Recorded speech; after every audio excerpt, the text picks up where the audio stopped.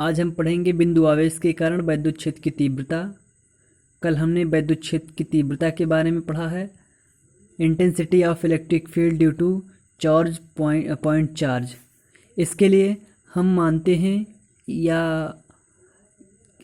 हैं कि माना एक प्लस क्यू आवेश किसी ऐसे मीडियम में, किसी ऐसे माध्यम में उपस्थित है जिसके माध्यम का परावैद्युतांक के है। परावैद्युतांक मीन्स मीडियम में जो उपस्थित पदार्थ होता है वही माध्यम का परावैद्युतांक होता है। जैसे मोम, पैराफिन, ऐसे बहुत से पदार्थ हैं। तो हम मानते हैं कि माना प्लस क्यू आवेश किसी ऐसे माध्यम के बिंदु ओ पर स्थित है जिसका परावैद्युतांक के है। अब चूंकि ये प्लस चार्ज है इसलिए ये चारों तरफ इलेक्ट्रिक फील्ड उत्पन्न करेगा। तो मानते हैं कि इससे आर दूरी पर एक पॉइंट पी है, यानी ये बिंदु है, बिंदु पी है। तो इससे आर दूरी पर एक बिंदु पी है जिस पर हमें वैद्युत क्षेत्र की तीव्रता ज्ञात करनी है। यानी इससे आर दूरी पर एक बिंदु पी है जिस पर हमें वैद्युत क्षेत्र की तीव्रता ज्ञात करनी है। तो इसके लिए क्या करेंगे, अब अभी ये जो प्लस क्यू जीरो है इसको नहीं मानते नहीं हैं। तो हम जैसे यहाँ प्लस क्यू आवेश है, अब हमको मान लीजिए यहाँ चार्ज ज्ञात करना है कि यहाँ कितनी तीव्रता है। तो इसके लिए हम करेंगे क्या, इसके लिए हम भाई अगर इलेक्ट्रिक चार्ज है उसके द्वारा हमें फील्ड का पता लगाना है तो उसके लिए हमें एक टेस्ट चार्ज, जिसे देहात में टेस्टर कहते हैं, उसका शुद्ध नाम परीक्षण आवेश टेस्ट चार्ज है ना। वो एकांक धनावेश होता है, वो भी पॉजिटिव होता है। तो हम उसे ला करके इस बिंदु पी पर ऐसे रख देंगे भाई, तभी तुमको पता लगेगा कि यहाँ जो है कितना वैद्युत क्षेत्र है। तो इसकी तीव्रता तभी मापी जा सकती है कहीं वैद्युत क्षेत्र है कि नहीं है। देखिए तार में कहाँ लाइट चल रही कहाँ नहीं चल रही है, वो वैद्युत क्षेत्र की तीव्रता नापते हैं उसी टेस्ट चार्ज से। तो इससे आर दूरी पर उत्पन्न वैद्युत क्षेत्र की तीव्रता हमें ज्ञात करनी है। इसके लिए प्लस चार्ज क्या करेंगे, जो मतलब टेस्टर है बिंदु पी पर रखेंगे। जैसे ही हम इसको बिंदु पी पर रखते हैं तुरंत देखिए कूलाम्ब का नियम फॉलो हो जाएगा। दो बिंदु आवेश हो जाएंगे और दोनों स्थिर हो जाएंगे और उनके बीच की दूरी आर बन जाएगी। अच्छा एक चीज़ है, दोनों प्लस प्लस क्यों होंगे, इसलिए ये इस पर इधर बल लगाएगा और ये इस पर इधर बल लगाएगा। दोनों एक दूसरे को रिपल्स करेंगे या प्रतिकर्षित करेंगे। अब देखिए जो चीज़ चित्र के अनुसार ही सब कुछ डेरिवेशन होता है, इसमें चित्र ही मेन इम्पॉर्टेंट होता है। तो मानते हैं कि माना प्लस क्यू कूलाम्ब का धन आवेश किसी के परावैद्युतांक के माध्यम के परावैद्युत वाले माध्यम में बिंदु ओ पर स्थित है।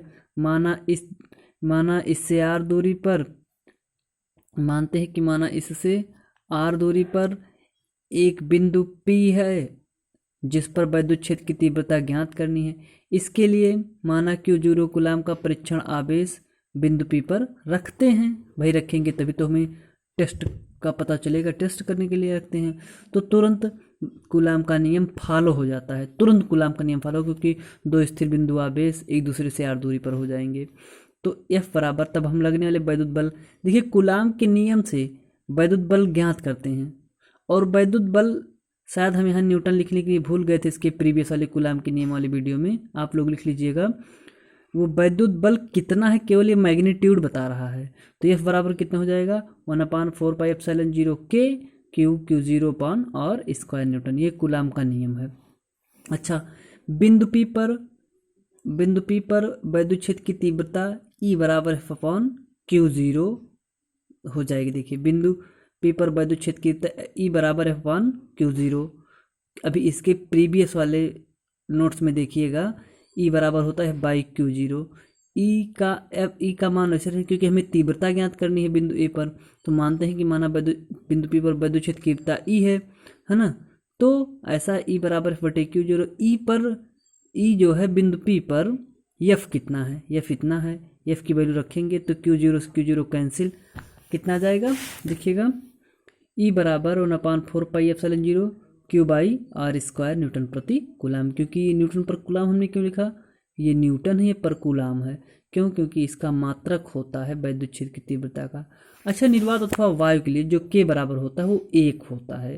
तो जब K बराबर 1 होता है तो यहाँ K बराबर 1 रखेंगे तो E बराबर 1/4πε0 Q/r² न्यूटन प्रति कूलाम्ब।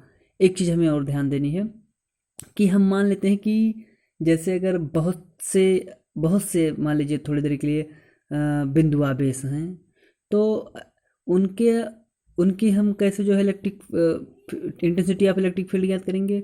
जो उनकी अलग अलग विद्युत क्षेत्र की तीव्रता अलग अलग के द्वारा है, उन सभी का जो सदिश योग होगा वही विद्युत क्षेत्र की तीव्रता का योग के बराबर होगा, वही उनका विद्युत यानी विद्युत क्षेत्र की तीव्रता होगी। यानी अलग अलग बिंदु आवेशों के कारण उत्पन्न विद्युत क्षेत्र की तीव्रता का जो सदिश योग होगा वही बिंदु P पर परिणामी विद्युत क्षेत्र की तीव्रता हो जाएगी। अच्छा, अब हम पढ़ते हैं, देखिए वैद्युत द्विध्रुव। वैद्युत द्विध्रुव, वैद्युत द्विध्रुव, इलेक्ट्रिक डायपोल,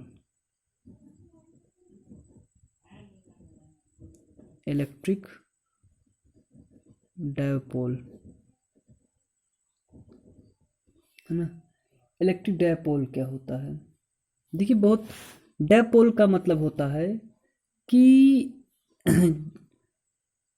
डाया मतलब दो, केमिस्ट्री में आपने पढ़ा है, डाया का मतलब होता है दो, पोल का मतलब होता है ध्रुव। ये देखिए, ये दो पोल हैं, है ना। जब दो बराबर परंतु विपरीत प्रकृति के आवेश एक दूसरे से अल्प दूरी पर स्थित हों तो ऐसे निकाय को वैद्युत द्विध्रुव कहते हैं, है ना। जब दो बराबर परंतु विपरीत प्रकृति के आवेश एक दूसरे से अल्प दूरी पर स्थित हों तो ऐसे निकाय को वैद्युत द्विध्रुव कहते हैं। देखिएगा,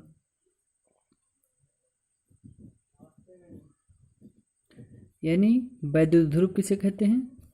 जब दो बराबर, ये दोनों आवेश एक दूसरे से परिमाण में बराबर हैं परंतु इनकी प्रकृति विपरीत है, ये माइनस है और ये प्लस है। जब दो बराबर परंतु विपरीत प्रकृति के आवेश एक दूसरे से अल्प दूरी पर स्थित हों तो ऐसे निकाय को वैद्युत द्विध्रुव कहते हैं, है ना। वैद्युत ध्रुव किसे कहते हैं?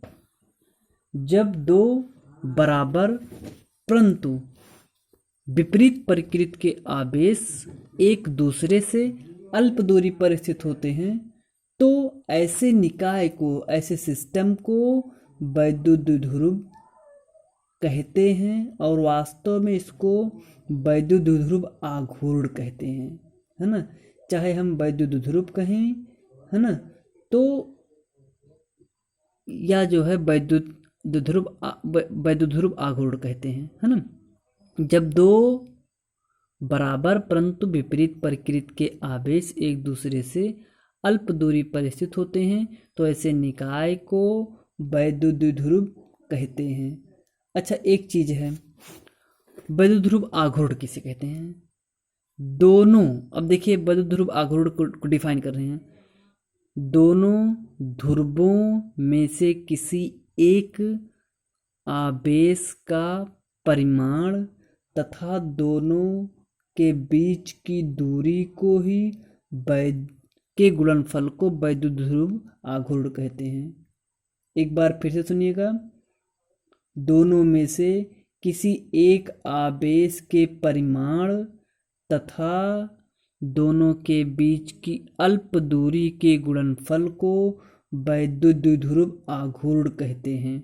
फिर से सुनिएगा, वैद्युत द्विध्रुव किसे कहते हैं?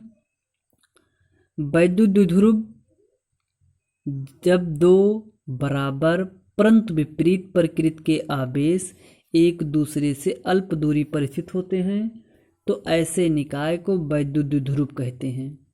वैद्युत द्विध्रुव आघूर्ण किसे कहते हैं?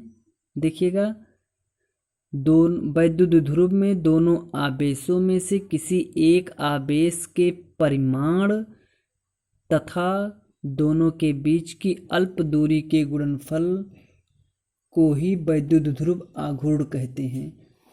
अब मानते हैं कि माना एक वैद्युत द्विध्रुव है, अपने मन से लिखिएगा आप सब।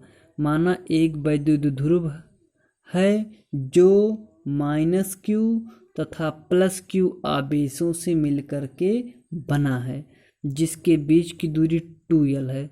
2l क्यों है? क्योंकि ये l है, ये इतना l हो जाएगा, ये इतना l हो जाएगा, है ना। तो ये l और ये l, तो ये पूरी दूरी हो जाएगी 2l। ये इतना l हो जाएगा, ये इतना, है ना, ये इतना पूरा l हो जाएगा। ये बिंदु O है और ये भी हो जाएगा 2l हो जाएगा। ठीक, पहले वीडियो सुन लीजिएगा, ये सब बनाने की जरूरत नहीं है। इतना l, इतना l, ये 2l सुन करके चित्र बाद में बनाइएगा, इस ये सब मत बनाइएगा, ये तो केवल फॉर नॉलेज है। तो दोनों मानते हैं कि माना -q +q दो ध्रुव हैं, है ना, द्विध्रुव है जो -q तथा +q आवेशों से मिलकर के बना है। ऐसा भी लिख सकते हैं, माना एक वैद्युत द्विध्रुव है जो -q तथा +q आवेशों से मिलकर के बना है, जिसके बीच की अल्प दूरी 2l है। तो वैद्युत ध्रुव का आघूर्ण का सूत्र क्या होता है? P बराबर 2l गुणे q, या P बराबर, यहाँ ये गलत लिख दिया गया है, q गुणे 2l, ये लाइन गलत है, ये q गुणे 2l, तो P बराबर हो जाएगा 2ql। यही वैद्युत द्विध्रुव आघूर्ण है ना, यही वैद्युत ध्रुव आघूर्ण है। यह एक सदिश राशि है, यह एक सदिश राशि है। वैद्युत ध्रुव एक सदिश राशि है। इसकी दिशा ध्रुव के अक्ष के अनुदिश ऋण आवेश से धन आवेश की ओर होती है ना। इसकी दिशा देखिए, यही इसकी दिशा होगी, यही इस P की दिशा होगी। देखिएगा, इस चित्र को विधिवत हम यहाँ बना दे रहे हैं। इसकी दिशा क्या होगी? इसकी दिशा ये है, देखिए, है ना। तो यह एक सदिश राशि है, इसकी दिशा, इसकी दिशा, इसकी दिशा, इसकी दिशा -q से अक्ष के अनुदिश, अक्ष के अनुदिश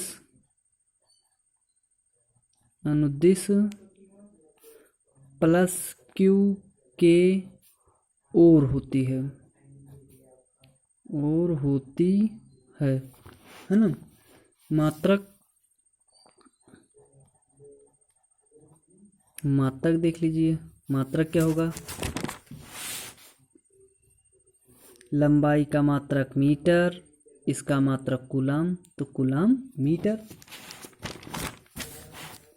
मात्रक हो जाएगा कूलाम मीटर।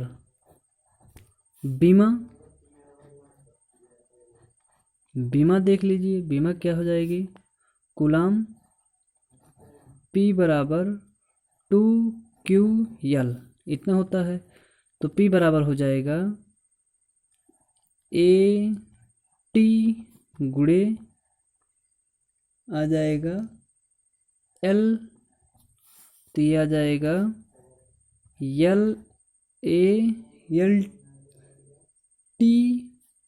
LA यही आ जाएगी बीमा, है ना। ये इतना आ जाएगी बीमा। इसके आगे वाले वीडियो में अब अच्छे निरक्ष पढ़ाएंगे। थैंक्स।